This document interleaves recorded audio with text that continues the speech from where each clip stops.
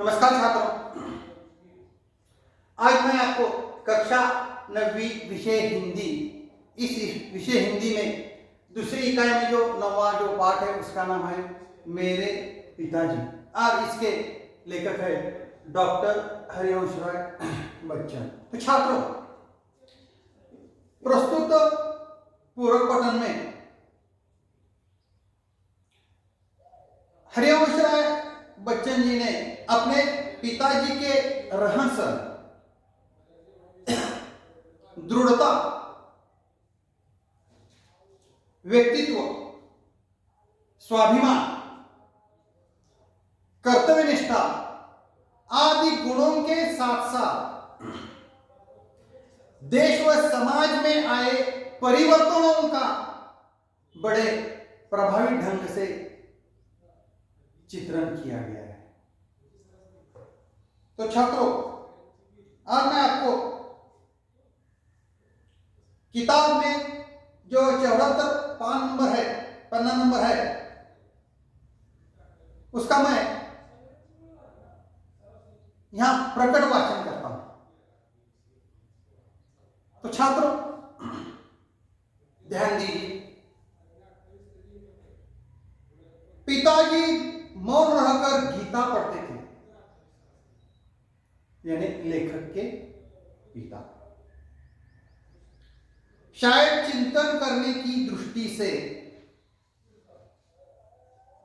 मानस में वे बहा करते थे। संस्कृत का उन्हें साधारण ज्ञान था। संस्कृत जो विषय है उसका उनको साधारण ज्ञान था। मानस में आए संस्कृत अंशों को वे शुद्धता और सुस्पष्टता से पढ़ते थे, पर संस्कृत से वह उच्चारण सुख अनुभव न करते थे जो अवधि से। कविता सस्वर पढ़ने का मुझे भी शौक है। ब्रज और अवधि की कविता मैं घंटों पढ़ सकता हूं। मानस का तो सस्वर अखंड पाठ मैंने कई बार किया गया है, पर मानस की बात ही और है। खड़ी बोली की कविता में मैं घंटे भर भी पढ़ूं तो मेरी जीभ ऐंठने लगती है। उर्दू के साथ यह बात नहीं है। खड़ी बोली कविता ने कहते हुए खेद होता है कि मानस की सूक्ष्म शिराओं को अभी कम ही छुआ है। वह जीवन से उठी हुई कम लगती है, कोष से उतरी हुई अधिक। कारणों पर यहां न जाऊंगा। पूजा से पिताजी ठीक 8:30 बजे उठते थे, यानी लेखक के जो पिताजी है वो सुबह 8:30 बजे उठते। उस समय तक मेरी माताजी भी भोजन तैयार कर देती, यानी लेखक की। वे रसोई में बैठकर भोजन करते और कपड़े पहन 9 बजते बजते दफ्तर के लिए वे रवाना हो जाते हैं। किसी दिन ऐसा भी होता है कि किसी कारण भोजन समय पर तैयार न होता। कुछ तो कारण होता है। जब भोजन तैयार नहीं होता, पिताजी को बहुत क्या आ जाता है, गुस्सा आ जाता है। मां कांपने लगती है, पर गुस्सा निकलने का समय भी उनके पास न होता।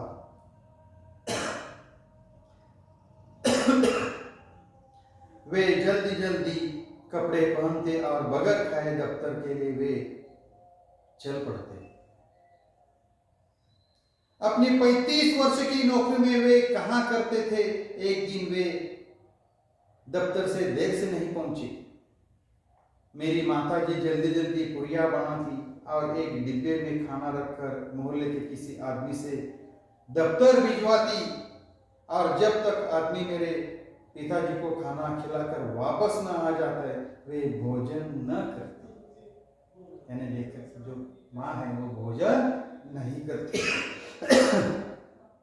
जब कोई जाने वाला न मिलता तो उनका भी दिन भर का उपवास होता। घर की 3 बुढ़िया, राधा, मेरी दादी और महारानी की बातें सुनने को तो ऊपर से मिलती। मेरी मां न खाती तो वे कैसे खाती, पर अपनी भूख का गुस्सा वे दिन भर मां पर उतारती रहती। पिताजी के दफ्तर से लौटने का कोई ठीक समय नहीं था। कभी भी वे आ जाते थे। नौकरी के प्रारंभिक वर्षों में वे प्रायः देर से ही लौटते थे, 8-9 बजे, इससे भी अधिक देरी से, और खाना खाकर वे सो जाते थे। बात को जब वह कुछ जल्दी अब आने लगे तो खाना खाने से पहले कुछ देर पढ़ते, कभी खाना खाने के बाद भी, और कभी तो घूमने निकल जाते। सुबह गंगा स्नान में आने जाने के 8 मील, दिन को दफ्तर आने जाने के 8 मील, यानी कुल 16 मील चल लेने की भी उनकी चलास तृप्त नहीं होती थी। और रात को भी 2-3 मील घूम फिर आने को वे हमेशा तैयार रहते थे। तभी तो मैं कहता हूं कि उन्हें चलने का मर्ज था। सबसे आश्चर्य की बात यह थी कि रात को चाहे कितनी देर से सोए, उठते हुए सुबह 3 बजे थे। 3 बजे भी क्या करते हैं, सुबह उठते थे। उनका कहना था कि नींद लंबाई नहीं गहराई मांगती है, यानी कम घंटों का भी गहरी नींद ज्यादा घंटों की हल्दी नींद का काम कर देती है। उनके इस फार्मूले के प्रति विश्वास ने मुझे अपनी नींद पर कितना अत्याचार कराया है, इसे सोचकर कभी कभी मैं कहता हूं कि जब मैं मरूं तो मुझे 7-8 दिन तक यूं ही पड़े रहने देना इस संभव की कल्पना पर सुखद है, क्योंकि मुझे अपने जीवन की बहुत सी रातों की नींद पूरी करनी है। तो छात्र,